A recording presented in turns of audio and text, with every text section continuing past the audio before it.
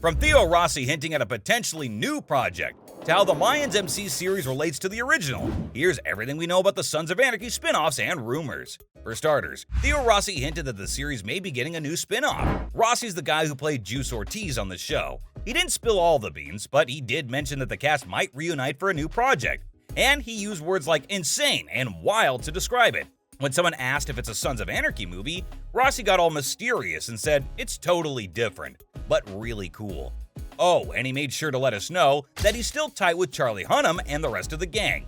Speaking of Sons of Anarchy, Rossi took a moment to reflect on the original series. It had a huge fan following, but surprisingly, the industry didn't give it much love back then.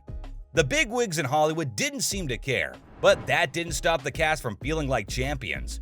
They knew they had something special, something totally different from other shows like Mad Men. It was a unique ride. That's probably why the series has earned its place as a cult classic. One of the major reasons why SOA gained such a huge cult following was its interesting narrative. The show honestly blazed its way into the American psyche, delving deep into the twisted motives driving each character. Loyalty, family values, and most of all, the dark allure of violence was all on display in this band of not-so-upstanding citizens. Every actor's performance really hit the mark, giving each character a purpose and a gripping storyline. The show peeled back the layers of power dynamics within motorcycle gangs, shedding light on their clash with the real world.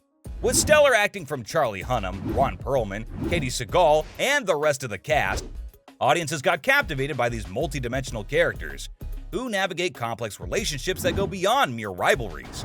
If we talk about Jax Teller, he serves as the moral compass, guiding us through the show's unfolding events. He strikes a delicate balance between his personal life, his family, and his commitments to the gang. Sons of Anarchy is all about responsible storytelling, where actions have consequences. It also serves as a sharp critique of American society, revealing how inequality pushes men like Sam Crow's members towards a life of crime. But it doesn't end there. Because character arcs define the storytelling in Sons of Anarchy, everyone's got a part to play in the big picture. No one's safe in Sam Crow, and each character's unique profile reveals where their loyalties lie and the constant inner conflict they face. Jax, for instance, strives to be a better man, but his dedication to his wife and his kids get tested left and right, both by rivals and his own family. Characters like Opie become fan favorites, and you feel like they're protected to some extent, until BAM! The inevitable hammer drops on them. Sam Crow's ongoing source of trouble comes from external enemies, but the real troublemakers kept popping up within their own ranks. The biggest bone of contention between Jax and Clay Morrow is the direction of the club. Clay wants to take risky leaps, while Jax prefers a safer route. Personally, I think the writing in Sons of Anarchy is the show's secret weapon. The creative team behind it nailed every aspect of the story's development, but it's not just the story itself that gives it such appeal. It's also the gritty world of the series. This show ain't shy about dishing out explicit violence that'll make you squirm. Now, biker culture in real life isn't exactly a snooze fest, but it usually doesn't go overboard like it does in the show. SOA commits the ultimate sin of making something horrifying look kind of cool and romantic. But hey, it also shines a light on the guts it takes to live as an outlaw in this modern world. The clashes between rival gangs in the show can get downright intense. Biker gangs are often mixed up in drugs and weapons, and Sons of Anarchy doesn't hold back in showing you what the lifestyle entails. Every character in the series is flawed and full of complexities. Some can't help but be who they are, while others bear the heavy burden of their choices. This narrative tugs at your heartstrings for some characters, while others just keep charging ahead with no mercy. Oh, and not to forget the tense relationship between Sam Crow and law enforcement. While the gang has the local police in their back pocket, dealing with federal justice in corporate America becomes a whole new level of challenge. Sons of Anarchy doesn't sugarcoat the role of the law on this show. It's a gritty portrayal of the tough compromises these agencies gotta make to take on a bigger, nastier evil. In fact, the series has even gone on to impact the real world in a way, because it ended up impacting biker culture. Sons of Anarchy really revved up the interest in biker culture all across America. People were hooked on that polished image the show presented, with its flawless aesthetics and all. But along with the cool jackets, patches, and tattoos, came a real wake-up call about what it truly meant to be part of a bike club. See, the show opened people's eyes to the gritty reality behind all that glamour. It sparked a whole bunch of blogs and YouTube channels, spreading the word about the legal risks of trying to replicate the Sons of Anarchy look. Turns out, it's not just about style. It's a whole lifestyle with its own set of dangers and consequences. But here's the thing, SOA didn't just shine a spotlight on the shady stuff, it also shed light on the positive side of biker culture. Believe it or not, there are bike clubs out there doing some real good for their communities. Take BACA International, for example. These guys formed a bike club solely dedicated to protecting kids from abuse. BACA is probably the only organization that can do what it does that exists in the world right now.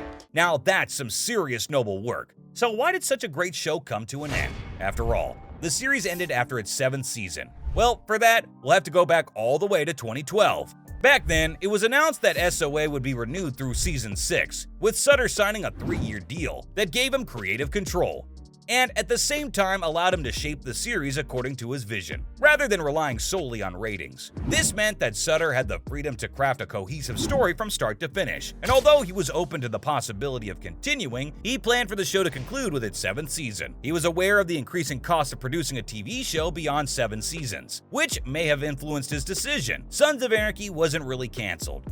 It simply followed the trajectory Sutter had envisioned, allowing him to tell the story he wanted to tell. In those 7 seasons, viewers witnessed the transformative journeys of Jax and other members of Sam Crow, as well as characters closely tied to the club. All the character arcs evolved significantly over time. He did it to protect you. Oh, Gemma, come on! That's a lie, too! The show provided closure for its main characters, while leaving the futures of some open-ended. Though not all character fates were pleasing to fans, these dramatic twists added tension and heightened the show's intensity. So the series came to a natural end, but that natural end paved way for a new spin-off, which was named Mayans MC. And it connects to the main show in an interesting way. The spin-off takes place 2 years after the events of Sons of Anarchy. This time, the spotlight shines on Ezekiel Easy Reyes, a prospect for the Mayans MC who's been thrown into a chaotic world of violence. His thirst for revenge sets him on a path he never imagined. Now, here's the cool part. While Mayans MC introduces us to a fresh batch of characters and their gripping story, it still maintains that connection to its predecessor.